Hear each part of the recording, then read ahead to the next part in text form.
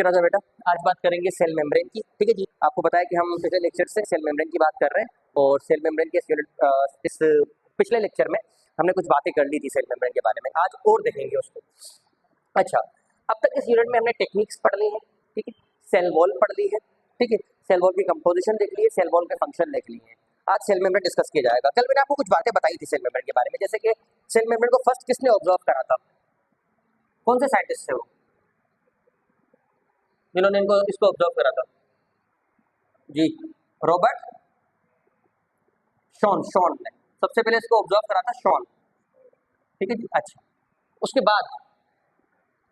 बाद दो और साइंटिस्ट थे, एक है क्रेमर और दूसरे हैं निगेल, जिन्होंने कुछ ना कुछ सेल मेम्ब्रेन के बारे में कहा है। अच्छा, इसकी डेफिनेशन क्या है?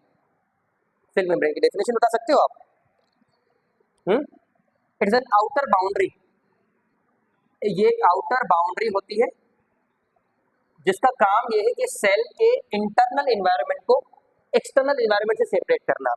ये सपोज करो ये सेल मेम्ब्रेन है हमारे सामने, ठीक है, ये सेल का अंदरूनी हिस्सा है, इसको हम कहेंगे इंटरनल एनवायरनमेंट। ठीक है राजा बेटा, और ये सेल का एक्सटर्नल एनवायरनमेंट है। कोई नहीं, अल्लाह मालिक है यार। अच्छा देखो, ये सेल का इंटरनल एनवायरनमेंट है और ये सेल का एक्सटर्नल एनवायरनमेंट है।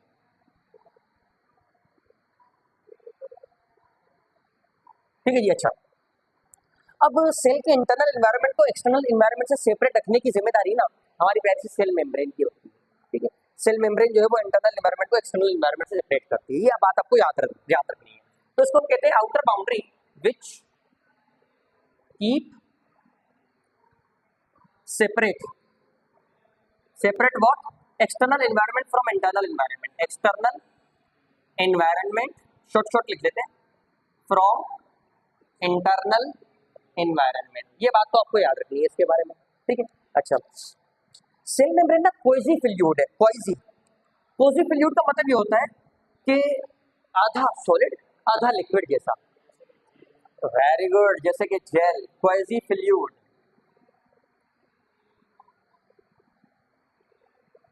जेल। अच्छा, ये याद रखना है। उसके बाद हमने इसकी केमिकल कंपोजिशन की भी बात की थी कि इसके अंदर क्या क्या मौजूद है। ठीक है, इसके अंदर अलग अलग चीजें मौजूद होती हैं राजा बेटा।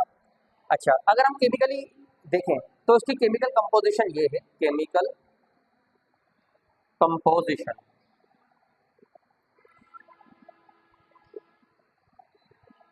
ठीक है, सबसे पहले इसके अंदर मौजूद है लिपिड्स। ठीक है, दूसरे नंबर पर इसमें मौजूद है प्रोटीन और तीसरे नंबर पर इसमें मौजूद है हमारे प्यारे से जी ओलिगोसैकेराइड्स। ठीक है जी। अच्छा, लिपिड के अंदर कौन से लिपिड्स मौजूद होते हैं राजा बेटा? जो आपको लिपिड याद रखने हैं इसके अंदर मौजूद है, पहला लिपिड कौन सा पढ़ाया था? फोस्फोलिपिड और दूसरा कोई है जी? कोलेस्टेरॉल। ठीक है, कोलेस्टेरॉल। अच्छा, पहला फोस्फोलिपिड है, दूसरा कोलेस्टेरॉल है। ये आप याद रखिएगा। एक और बताया था स्फिंगोलिपिड। ये बातें हमने कर ली थी। ठीक है राजा बेटा, ये याद रखनी है आपको। अच्छा, इसके अलावा प्रोटीन के अंदर कौन कौन सी प्रोटीन्स हैं? दो तरीके की प्रोटीन है राजा बेटा जो हमें डिस्कस करनी है।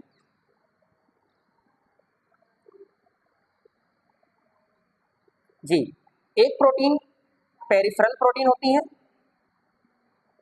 और दूसरी होती है इंटीग्रल।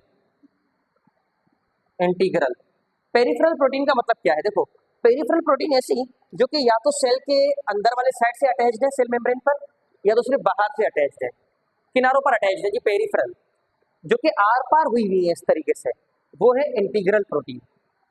ठीक है, जो आर पार हुई हुई है वो कहलाएंगे इंटीग्रल, जो एक साइड से अटैच्ड है वो पेरिफेरल। ठीक है, याद रहेगा।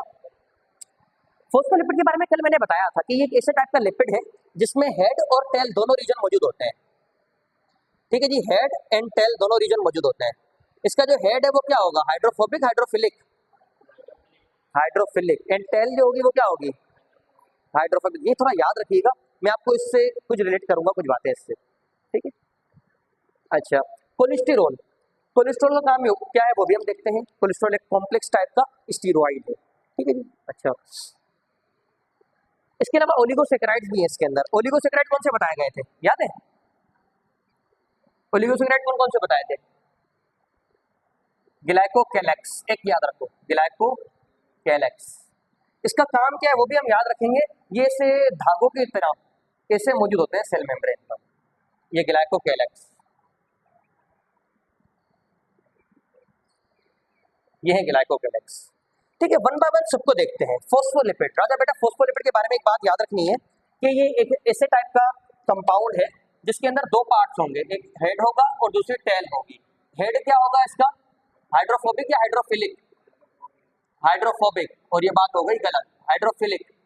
टेल क्या होगी, टेल क्या होगी, टेल हाइड्रोफोबिक। अब देखें क्या होगा, हाइड्रोफिलिक का मतलब क्या है, water loving, water repelling, water loving, thank you for knowing, water loving. और हाइड्रोफोबिक का मतलब water fearing, water repelling, water से डरने वाले। अगेन आपके लिए Sikandar, hydrophilic water loving, hydrophobic water fearing, water repelling, water को दूर करते हैं। अब देखें, सेल का एक्सटर्नल एनवायरनमेंट और सेल का इंटरनल एनवायरनमेंट दोनों वाटर से भरा हुआ होता है। यहां भी वाटर है और यहां भी वाटर है, ठीक है। तो हाइड्रोफोबिक पार्ट इस तरफ आना चाहेगा, अंदर की तरफ या बाहर की तरफ? देखें, ये यहां भी वाटर है, यहां भी वाटर है, तो हाइड्रोफोबिक वाला पार्ट क्या वाटर की तरफ आना चाहेगा? नहीं। कौन सा पार्ट आना चाहेगा इस तरफ, हाइड्रोफिलिक। तो फोस्फोलिपिड के जो मॉलिक्यूल है वो अपने आपस में डिस्कशन करते हैं। वो डिस्कशन करके वो कहते हैं यार देखो बाहर भी वाटर है, अंदर भी वाटर है। और अब हम एक काम करते हैं, कुछ फोस्फोलिपिड कहते हैं हम ऐसे अरेंज हो जाते हैं, बाहर का वाटर हमारे सर पर लगता रहेगा, सर हमारा हाइड्रोफोबिक है, ठीक है। और कुछ कहते हैं हम उल्टे अरेंज हो जाएंगे, मैं अगर उल्टा अरेंज हो जाऊं तो मेरा सर नीचे हो जाएगा ना, ठीक है जी। तो सर फिर से नीचे की तरफ आ जाएगा। तो कुछ फोस्फोलिपिड इस तरीके से अरेंज होते हैं, उनका हेड ऊपर और टेल नीचे, और कुछ फोस्फोलिपिड जो है वो इस तरीके से अरेंज होते हैं, ये इनका हेड और ये इनकी टेल, ठीक है जी। तो इस तरीके से अरेंजमेंट होती है। हेड बाहर की तरफ चले जाते हैं और टेल दरमियान में आ जाते हैं।